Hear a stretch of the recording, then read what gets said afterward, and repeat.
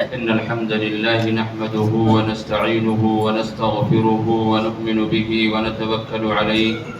ونعوذ بالله من شرور أنفسنا ومن سيئات أعمالنا من يهده الله فلا مضل له ومن يضلل فلا هادي له وأشهد أن لا إله إلا الله وأشهد أن محمدا عبده ورسوله يا أيها الذين آمنوا اتقوا الله حق تقاته ولا تموتن إلا وأنتم مسلمون يا أيها الناس اتقوا ربكم الذي خلقكم من نفس واحدة وخلق منها زوجها وبث منهما رجالا كثيرا ونساء واتقوا الله الذي تساءلون به والأرحام إن الله كان عليكم رقيبا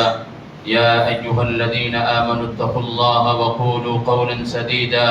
يصلح لكم أعمالكم ويغفر لكم ذنوبكم ومن يطع الله ورسوله فقد فاز فوزا عظيما أما بعد فإن خير الحديث كتاب الله وخير الهدي هدي محمد صلى الله عليه وسلم وشر الأمور محدثاتها وكل محدثة بدعة وكل بدعة ضلالة وكل ضلالة في النار. أعوذ بالله من الشيطان الرجيم. بسم الله الرحمن الرحيم. يا أيها الذين آمنوا كتب عليكم الصيام كما كتب على الذين من قبلكم لعلكم تتقون. ہر طرح کی بڑائی، کبریائی، بزرگی، حاجت روائی، مشکل کشائی اللہ سبحانہ و تعالی کے لیے ہے جو خالق کائنات، مالک ارض و سما ہے. درود و سلام ہو تمام انبیاء کرام کی جماعت پر، خصوصاً ہمارے ہادی و رہبر، قائد و رہنما احمد مجتبی محمد مصطفیٰ صلی اللہ علیہ وسلم کی ذات گرامی پر. حاضرین جمعہ، بزرگوں، ساتھیوں، پردہ نشین ماں اور بہنوں، رمضان المبارک کا مہینہ آیا اور تیزی کے ساتھ ہم سے اب رخصت ہونا چاہتا ہے. جو مغفرت والا مہینہ، جو رحمتوں والا مہینہ، جو بخشش والا مہینہ تھا، اسی لیے رسول اکرم صلی اللہ علیہ وسلم نے یہ فرمایا تھا کہ جو انسان اس مہینے کو پا کر کے اپنی بخشش نہ کروا سکے وہ انسان دنیا کا سب سے بدنصیب انسان ہے. اس ماہ مبارک کا یہ آخری جمعہ، پھر اس کے بعد 4 دن یا 5 دن اور باقی بچیں گے جو اس مبارک مہینے کے ہوں گے. ہماری یہ ذمہ داری ہونی چاہیے کہ جو کوتاہیاں اب تک ہوئیں، جو عبادتیں ہم کر سکے، بقیہ جو ایام ہیں ان کو ہم کیسے استعمال میں اپنے لیے آخرت کو سنوارنے کے لیے کس انداز سے لا سکتے ہیں. ہر ایک کی ذمہ داری ہے کہ وہ اس تعلق سے سوچے اور فکر کرے. یہ آخری جمعہ، جس جمعہ کے تعلق سے بہت سارے لوگوں کا یہ نظریہ ہے، یہ عقیدہ ہے، یہ سوچ، یہ فکر ہے کہ یہ الوداع ہے. جمعہ الوداع الجمعہ کا نام دیا جاتا ہے. اگر ہم اس چیز کو قرآن اور حدیث، عہد نبوی، عہد صحابہ اور بعد کے سلف کے جتنے ادوار ہیں اس میں دیکھیں تو اس نام کی کوئی چیز نہیں تھی. تو سب سے پہلی بات آج کے خطبہ جمعہ میں یہ عقیدہ رکھنا اور پھر اس عقیدے کی بنیاد پر نیا لباس پہننا، ایک الگ انداز سے عبادت کا اہتمام کرنا، یہ ساری کی ساری چیزیں قرآن اور حدیث کے خلاف ہیں. اس کا کوئی ثبوت نہیں ہے. مسلمان کا آخری دن وہی ہوگا اس دنیا سے. الوداع اسی وقت کہے گا جب اس کے جسم سے اس کی روح اس کے رب کے پاس چلی جائے گی، وہی اس کا آخری ہوگا. باقی اللہ رب العالمین نے یہ حکم دیا ہے کہ تمہاری یہ ذمہ داری ہے کہ وَاعْبُدْ رَبَّكَ حَتَّى يَأْتِيَكَ الْيَقِينُ، کہ تم سب رب العالمین کی عبادت اس وقت تک کرتے رہو جب تک تمہارے جسم میں جان ہے، جب تک تم اس دنیا میں حیات ہو. تو یہ رب العالمین کا حکم ہے. دوسری چیز یہ کہ ہم آپ جان رکھیں، کیونکہ 5 یا 4 دن کے بعد، اس مہینے کے گزرنے کے بعد بطور شکرانہ رب العالمین کے لیے جو 2 رکعت پڑھی جاتی ہے اور اس میں بہت ساری چیزوں کو اللہ تبارک و تعالیٰ نے ہمارے اور آپ کے لیے جائز اور مباح قرار دیا ہے، وہیں پر ایسے لوگ بھی یہ جان لیں کہ یہ خوشی اور یہ عید کا دن ایسے تمام لوگوں کے لیے ہے جو رب العالمین کی عبادت کرتے ہوئے، رب العالمین کی خاطر روزے کا اہتمام کرتے ہوئے، قیام اللیل کرتے ہوئے، تلاوت قرآن کی پابندی کرتے ہوئے اور دیگر ان تمام عبادتوں کا خیال اور اسے برتتے ہوئے جس کا ثبوت قرآن اور حدیث میں ہے، انہی کے لیے یہ عید ہے۔ باقیوں کے لیے یہ عید، یہ خوشی کا دن نہیں ہے، کیونکہ اللہ کے نبی صلی اللہ علیہ وسلم کا یہ فرمان موجود ہے اور صحابہ میں سے بہت سارے لوگوں نے اس طرف ایسے لوگوں کو متنبہ کیا ہے۔ حضرت علی رضی اللہ تعالی عنہ کہا کرتے تھے کہ ان لوگوں کے لیے عید نہیں کہ جو نئے جوڑے بناتے ہوں، طرح طرح کے پکوان بناتے ہوں، بلکہ عید تو ان کے لیے ہے جنہوں نے رمضان میں قیام اللیل کا اہتمام کیا، تلاوت قرآن کا اہتمام کیا، نماز کی پابندی کرتے رہے، زکوٰۃ کی ادائیگی کرتے رہے، صوم کی پابندی کرتے رہے۔ ایسے لوگوں کے لیے عید کا دن خوشی کا دن ہوتا ہے۔ عمر بن عبد العزیز کہا کرتے تھے کہ لیس العید لمن لبس الجدید ولکن العید لمن خاف یوم الوعید۔ اس کے لیے عید نہیں کہ جو نیا لباس، نیا جوڑا بنائے، بلکہ عید تو اس کے لیے ہے جو قیامت کے دن سے رب العالمین کے سامنے کھڑے ہونے سے ڈر جانے والا ہو۔ اور ڈر اور خوف کا مفہوم اور تقاضا یہی ہے کہ ایک انسان رب العالمین کی عبادت کرتے ہوئے پورے ماہ مبارک کو گزارے تو وہی انسان حقیقت میں رب العالمین کا تقوی رکھنے والا ہے، ڈر رکھنے والا ہے، کیونکہ روزے کا اصل جو مقصد ہے وہ یہی ہے کہ لعلکم تتقون، ایک انسان متقی بن جائے، پرہیزگار بن جائے۔ اس بنیادی باتوں کے بعد اب ہم آگے چل کر کے عید کے کچھ مسائل پر نظر ڈالتے ہیں کہ عید سے پہلے یا عید کے دن کیا عمل انجام دیے جانے چاہیے، قرآن اور حدیث سے ہمیں کیا ثبوت ملتا ہے۔ سب سے پہلے ہم یہ جانیں کہ شریعت کی نظر میں عید کی نماز کا حکم کیا ہے۔ شریعت کی نظر میں عید کی نماز کا حکم فرض اور واجب ہے۔ اگر کوئی اس کی ادائیگی نہیں کرتا ہے تو وہ گنہگار ہوتا ہے۔ دوسرا کام یہ کہ عید کے چاند دیکھنے کی ہر کوئی کوشش کرے اور اس کا اہتمام کرے۔ اللہ کے نبی صلی اللہ علیہ وسلم نے اس کا ہم تمام لوگوں کا حکم دیا ہے۔ آج موبائل کا یہ جو دور آیا، یہ عجیب فتنے کا شکل اختیار کرتے چلا جا رہا ہے کہ ہم جو اسلامی شعار ہیں اس کو بھولتے چلے جا رہے ہیں۔ ہم گھروں میں بیٹھ کر کے واٹس ایپ کھول کر کے یا کوئی اور کسی اور پلیٹ فارم پہ جا کر کے انتظار میں رہتے ہیں کہ ہلال کمیٹی کی طرف سے یا جماعت جمعیت کی طرف سے اعلان آئے گا تو ہم روزے کا اہتمام شروع کر دیں گے، عید کی تیاریاں شروع کر دیں گے۔ ایسا نہیں ہے، بلکہ اسلام کا یہ شعار ہے، یہ پہچان ہے کہ ہر فرد اس کا اہتمام کرے چاند دیکھنے کا، اور چاند نظر آ جائے تو اللہ کے نبی صلی اللہ علیہ وسلم نے دعا سکھلائی ہے، اس دعا کا اہتمام کیا جائے جس دعا کے اندر اللہ کے نبی صلی اللہ علیہ وسلم نے رب کی الوہیت کو ثابت کیا ہے کہ ایک انسان کچھ بھی دیکھ لے، کتنی بڑی چیز دیکھ لے، حیرت زدہ کرنے والی چیز پر نظر پڑ جائے، لیکن اس کا توکل، اس کا بھروسہ، اس کا معبود، اپنا الہ، سب کچھ اگر کسی کو جانے تو وہ اللہ تبارک و تعالی ہی کو سمجھے۔ اسی لیے کہا اللہم اہلہ علینا بالیمن والایمان والسلامت والاسلام ربی وربک اللہ، یعنی اس چاند کو دیکھ کر کے، کیونکہ بہت سارے لوگ اس دنیا میں ایسے بستے ہیں جو چاند کی پوجا اور عبادت کرتے ہیں، تو ایک مسلمان وہاں اس چاند کو دیکھ کر کے برات کا اظہار کرتا ہے کہ یہ تو جان لے کہ جس طریقے سے تمہارا رب اللہ ہے ویسے ہی میرا رب بھی، میرا اللہ بھی، سب کچھ وہی ہے جو تمہارا رب ہے، جو تمہارا اللہ ہے وہی میرا رب ہے۔ تو کچھ نہیں ہے، بس تو ایک شعار ہے، ایک پہچان ہے، اللہ کی تو بھی ایک مخلوق ہے جس کے ذریعہ سے ہم مہینوں کی گنتوں کا شمار کرتے ہیں، روزوں کا اہتمام کرتے ہیں، عیدین کا اہتمام کرتے ہیں، اس کے علاوہ اور کچھ نہیں ہے، تو ہم چاند دیکھنے کا اہتمام کریں۔ تیسرا کام، چاند نظر آنے کے بعد جو تمام لوگوں پر واجب اور فرض ہے وہ یہ ہے صدقہ فطر، کہ صدقۃ الفطر نکالنے کا اہتمام کیا جائے۔ اللہ کے نبی صلی اللہ علیہ وسلم نے فرمایا، فرض رسول اللہ صلی اللہ علیہ وسلم زکاة الفطر صاعا من تمر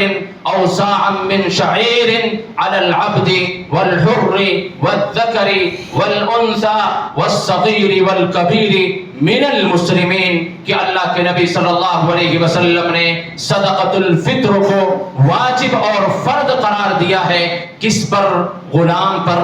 آزاد پر، چھوٹے پر، بڑے پر،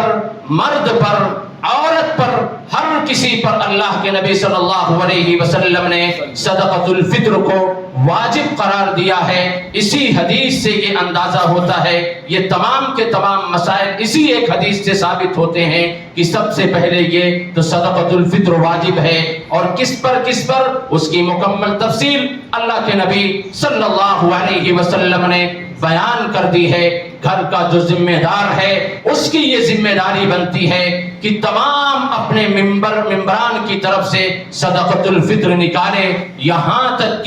کہ چاند نکلنے سے پہلے اگر کوئی بچہ اس دنیا میں آتا ہے، پیدا ہوتا ہے، تو اس کی طرف سے بھی صدقۃ الفطر نکالا جائے گا، کیونکہ وہ اس دنیا میں چاند طلوع ہونے سے، چاند نکلنے سے پہلے آ گیا ہے، اس لیے اس پر بھی ضروری ہے۔ تو کوئی ایک جو ذمہ دار ہو وہ صدقۃ الفطر تمام لوگوں کی طرف سے نکال سکتا ہے۔ کب نکال سکتا ہے؟ کب نکالے گا؟ اس کا وقت کیا ہے؟ اللہ کے نبی صلی اللہ علیہ وسلم نے اسی حدیث کے اندر فرما دیا، وَأَمَرَهَا بِهَا أَن تُؤَدَّى قَبْلَ خُرُوجِ النَّاسِ إِلَى الصَّلَاةِ، کہ نماز عید سے نکلنے سے پہلے ہر کسی پر ضروری ہے کہ وہ صدقۃ الفطر کو نکال دے۔ یہ افضل اور بہتر طریقہ ہے کہ ایک انسان عید کی نماز سے پہلے صدقۃ الفطر اپنی جانب سے نکال دے، اور جائز بھی یہ ہے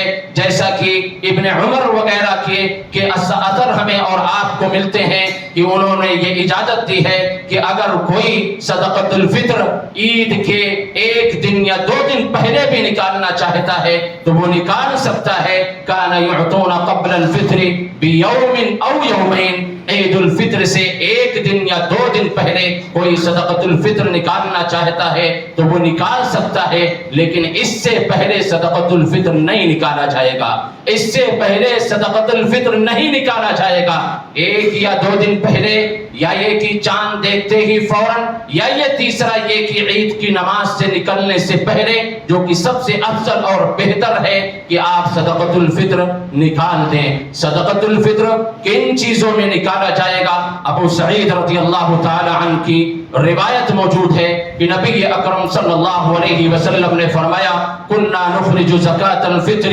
صاعا من طعام او صاعا من شعیر او صاعا من تمر او صاعا من اقط او صاعا من زبیب، کہ اللہ کے نبی صلی اللہ علیہ وسلم کے زمانے میں ہم لوگ صدقۃ الفطر نکالتے کھجور کے 1 سا میں سے، 1 سا کھجور، 1 سا جو، 1 سا پنیر، 1 سا منقع، یہ تمام وہ اصناف ہیں جن میں سے اللہ کے نبی صلی اللہ علیہ وسلم کے دور میں صحابہ کرام نکالا کرتے تھے۔ اور حدیث کا پہلا ٹکڑا من الطعام، یعنی کھانے پینے کی جو بھی چیزیں ہیں اس میں سے انسان صدقۃ الفطر نکال سکتا ہے۔ لیکن سوال یہ پیدا ہوتا ہے، لوگوں کے ذہنوں میں ایک سوال اٹھتا ہے کہ حالات ایسے ہیں، حالات کا تقاضا یہ ہے کہ اناج اور غلہ نہ دے کر کے کرنسی کی شکل میں، نقدی شکل میں صدقۃ الفطر نکالا جائے تو اس کا کیا مسئلہ ہے؟ تو علماء کا اس بات پر ایک بہت بڑی ٹیم ہے، بہت بڑا طبقہ ہے، اور یہ ہونا بھی چاہیے کہ نبی اکرم صلی اللہ علیہ وسلم نے جس چیز کو بہتر اور مناسب سمجھا ہے اسی کو ہم بھی بہتر سمجھیں، کیونکہ یہ صدقۃ الفطر کا نکالنا یہ ظاہری چیز ہے، اس سے انسان اظہار کرتا ہے اپنے ایک عمل کا۔ وہ عمل کیا ہے؟ وہ عمل یہ ہے کہ فقراء و مساکین کی مدد کی جاتی ہے، ظاہری طور پر اظہار کر کے۔ اگر مال کی شکل میں، نقد کی شکل میں کیا جائے تو یہ ظاہر نہیں ہو سکتا ہے۔ اس لیے شیخ ابن عثیمین اور دوسرے تمام لوگوں نے یہی کہا ہے کہ صدقۃ الفطر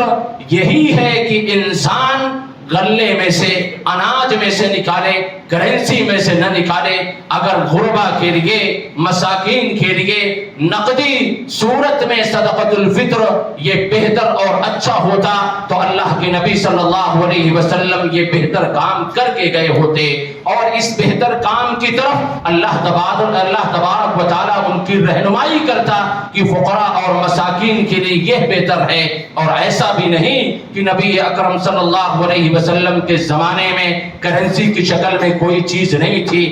اس وقت، لیکن آپ صلی اللہ علیہ وسلم نے صدقۃ الفطر اسی طریقے سے صحابہ کرام نے نکالا ہے، تو وہ اناج اور غلے سے نکالا ہے۔ اس لیے ہم تمام پر یہ ضروری ہے کہ ہم یہ اہتمام کریں، غلہ اناج جو غریب اور مسکین ہے ان کے گھروں میں پہنچا دیں ایک دو دن پہلے یا اسی دن۔ اب وہ غریب اگر وہ پیسے کی شکل میں اسے تبدیل کرنا چاہتا ہے تو اسے فروخت کر کے وہ پیسہ حاصل کر کے اپنی دیگر ضروریات کو پوری کر سکتا ہے، لیکن ہم پر جو ضروری ہے، ہم پر جو واجب ہے وہ یہ ہے کہ صدقۃ الفطر ہم غلہ اور اناج کی صورت میں نکالیں گے۔ صدقۃ الفطر کی حکمت کیا ہے؟ یہ صدقۃ الفطر کیوں نکالا جاتا ہے؟ اللہ کے نبی صلی اللہ علیہ وسلم نے اس کی حکمت کو واضح کیا کہ فرض رسول اللہ صلی اللہ علیہ وسلم زکاۃ الفطر طہرۃ للصائم من اللغو والرفث وطعمۃ للمساکین۔ یہ حکمت ہے، یہ حکمت ہے کہ اس کے ذریعہ سے، صدقۃ الفطر کے ذریعہ سے روزے داروں کو روزے کے درمیان جو غلطی، جو لغو، جو بھول، جو چوک ہوتی ہے، اللہ رب العالمین اس صدقۃ الفطر کی برکت کی وجہ سے اسے معاف کر دیتا ہے۔ پہلی حکمت یہ ہے۔ دوسری حکمت کیا ہے؟ وَطُعْمَةً لِّلْمَسَاكِينَ، تاکہ مسکینوں کو کھانے کا انتظام ہو جائے۔ اس ٹکڑے سے بھی ثابت ہوتا ہے کہ اللہ کے نبی صلی اللہ علیہ وسلم نے کہا تاکہ مسکین کے لیے کھانے کا انتظام ہو سکے۔ کھانے کا انتظام اسی صورت میں ہوگا جب ہم انہیں اناج کی شکل میں صدقۃ الفطر دیں گے۔ صدقۃ الفطر کسے دیں؟ وہ بھی اسی ٹکڑے سے ثابت ہوتا ہے کہ صدقۃ الفطر کا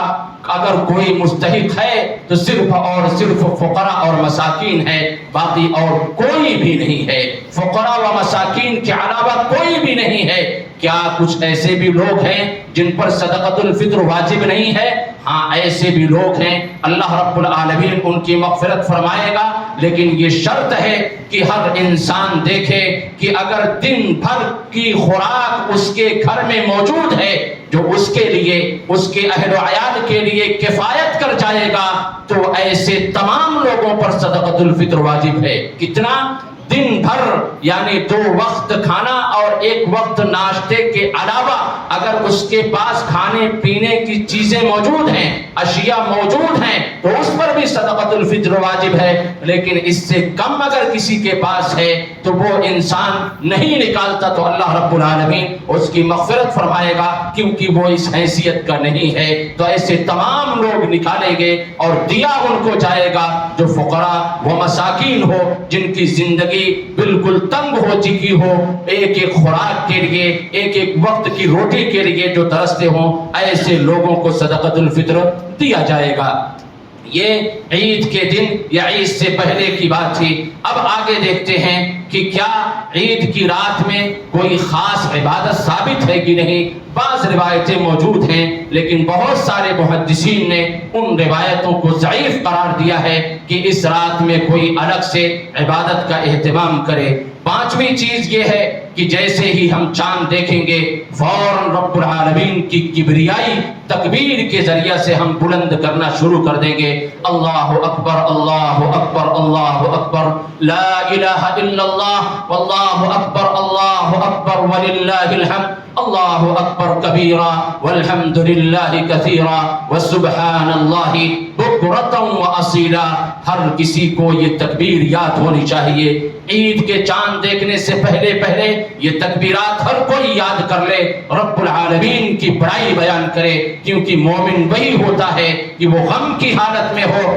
تب بھی رب کو پکارتا ہے، خوشی کی حالت میں ہو جب بھی رب العالمین کو پکارتا ہے۔ عید کا چاند دیکھ کر کے ایک روزے دار کی زندگی میں خوشی آتی ہے، مسرت آتی ہے، لیکن اس کے باوجود بھی وہ خوشی کے عالم میں بھی رب العالمین کی کبریائی کو، اس کی تسبیح کو، اس کی بڑائی کو بیان کرنے سے وہ اپنی زبان کو نہیں روک پاتا ہے، بلکہ وہ خوشی جیسے ہی اسے حاصل ہوتی ہے فوراً وہ پکار اٹھتا ہے اللہ اکبر اللہ اکبر اللہ اکبر لا الہ الا اللہ واللہ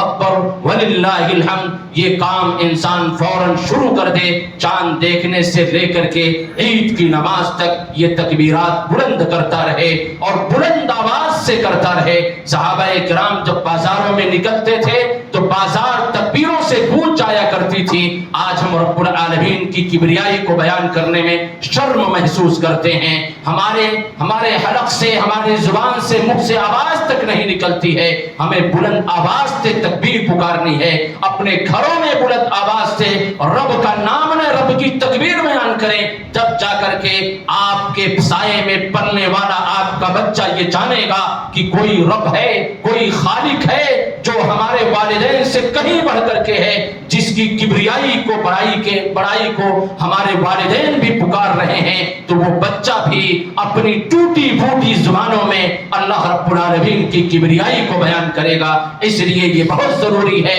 کہ ہم ایسے موقع پر اجتماعی طور پر بھی، انفرادی طور پر بھی رب العالمین کی کبریائی بیان کریں، تاکہ اس سے رب العالمین کی الوہیت کو ہم اپنے ذریعہ سے، دوسروں کے ذریعہ سے مضبوط اور مستحکم کر سکیں۔ چھٹی چیز یہ ہے کہ کیا عید الفطر یا عید الاضحیٰ کے دن روزے کا اہتمام کیا جا سکتا ہے؟ بالکل نہیں، اللہ کے نبی صلی اللہ علیہ وسلم نے اس کو حرام قرار دیا ہے۔ پھر اسی طریقے سے ساتویں چیز یہ ہے، اللہ کے نبی صلی اللہ علیہ وسلم کی یہ سنت ہے کہ انسان عید کی نماز کے لیے جب نکلے تو اس سے پہلے وہ غسل کر لے، اچھا لباس پہن لے، خوشبو کا اہتمام کرے، ایک دوسروں کو مبارکبادی دے، ایک راستے سے جائے دوسرے راستے سے پلٹ کر کے آئے اور پیدل جانے کی کوشش کرے، اگر بہت دور ہے تب سواری کا انتظام کر لے، لیکن عین سنت یہی ہے کہ ہم ان چیزوں کا اہتمام کریں۔ اور نبی کا ماننے والا اپنے آئیڈیل کو، اپنے قائد کو نہیں چھوڑتا ہے، بلکہ وہ دیکھتا ہے کہ ہمارے قائد نے فلاں دن عید ہو یا عید الاضحیٰ ہو یا رمضان ہو عمل کیا تھا۔ عید کے دن آپ صلی اللہ علیہ وسلم کا عمل یہی تھا کہ وہ پیدل جایا کرتے تھے، پیدل واپس آتے، ایک راستے سے جاتے دوسرے راستے سے پلٹ کر کے آتے تھے۔ اور کیا عید کے دن قبرستان کی زیارت، وہاں جا کر کے لوگوں کے لیے مغفرت کی دعا کرنا یہ جائز اور درست ہے کہ نہیں ہے؟ یہ بھی ایک مسئلہ ہے۔ اگر آپ کا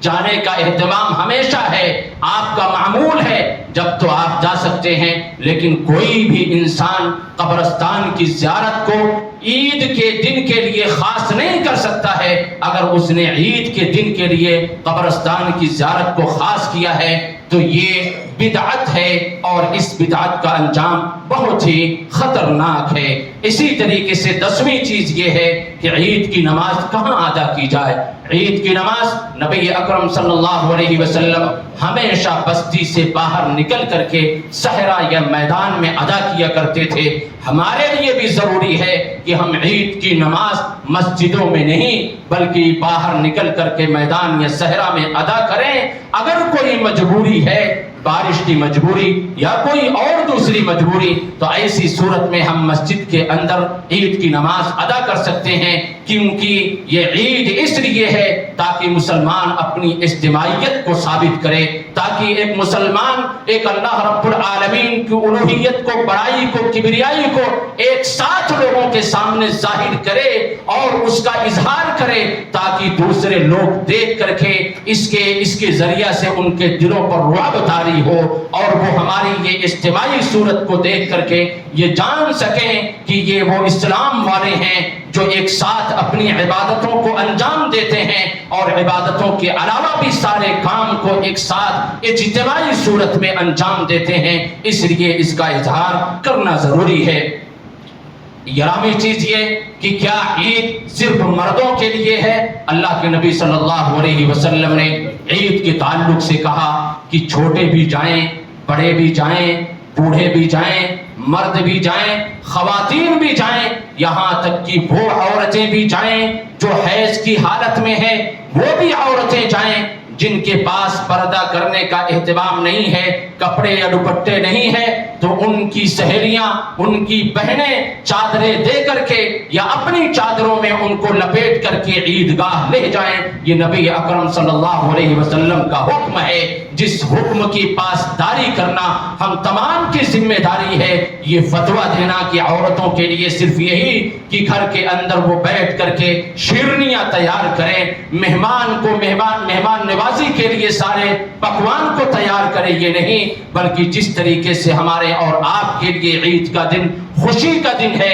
اسی طریقے سے عورتوں کے لیے بھی یہ خوشی کا دن ہے کہ ان کو عیدگاہ لے جایا جائے۔ حیض والی عورتیں اگر حیض کی حالت میں ہیں تو وہ نماز میں تو نہیں شریک ہوں گی بلکہ وہ دعا کے اندر شریک ہوں گی، وہ نماز والی جگہ سے ہٹ کر کے بیٹھ کر کے انتظار کریں گی، خطبہ سنیں گی اور دعا میں شریک ہوں گی۔ شرکت اللہ کے نبی صلی اللہ علیہ وسلم نے ان تمام لوگوں کے لیے کیا ہے۔ عید کی نماز کا وقت کیا ہے؟ اللہ کے نبی صلی اللہ علیہ وسلم نے فرمایا کہ جب سورج طلوع ہو جائے اور ایک نیزہ یا دو نیزہ بلند ہو جائے تو عید کی نماز کا وقت شروع ہو جاتا ہے، یعنی جو اشراق کا نماز ہے، اشراق کا وقت ہے، وہی عید کی نماز کا وقت بھی ہے کہ جب ایک نیزہ یا دو نیزہ جو تقریباً سورج طلوع ہونے کے بعد، نکلنے کے بعد 20 منٹ کا وقت ہوتا ہے، 20 منٹ کے بعد اتنا سورج بلند ہو جاتا ہے تو وہ عید کی نماز کا وقت ہے، اسی وقت ادا کرنا یہ افضل اور بہتر ہے۔ عید کی نماز کا طریقہ کیا ہے؟ اللہ کے نبی صلی اللہ علیہ وسلم نے نماز کا طریقہ بھی بیان کیا کہ یہ عید کی نماز 7 زائد تکبیر کے ساتھ پہلی رکعت میں مکمل 12 زائد تکبیر کے ساتھ ادا کی جاتی ہے۔ پہلی رکعت میں 7 زائد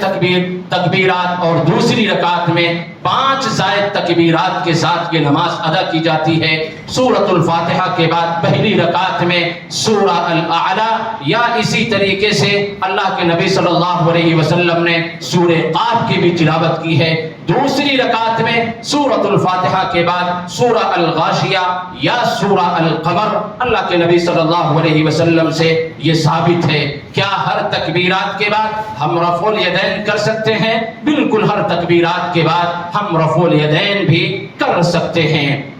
14ویں چیز یہ ہے کہ کیا عید کے دن یہ خطبہ سننا واجب اور ضروری ہے؟ تو عید کا خطبہ سننا واجب اور ضروری نہیں ہے۔ اللہ کے نبی صلی اللہ علیہ وسلم نے فرمایا کہ اگر کوئی من احب ان ینصرف، کوئی جانا چاہتا ہے تو جا سکتا ہے، اور ومن احب ان یقیم، کوئی رک کر کے خطبہ سننا چاہتا ہے تو وہ سن لے، لیکن انسان کے لیے جس طریقے سے بے راہ روی بددینی، عریانیت، فحاشیت، گناہ جس تیزی کے ساتھ بڑھتے چلے جا رہے ہیں، اس میں ہم سب کے لیے ضروری یہ ہے کہ دین کی بات جب بھی جہاں بھی ہو، ہماری یہ ذمہ داری ہے کہ ہم بیٹھ کر کے بغور سنیں، دین کو سمجھنے کی کوشش کریں۔ اسی طریقے سے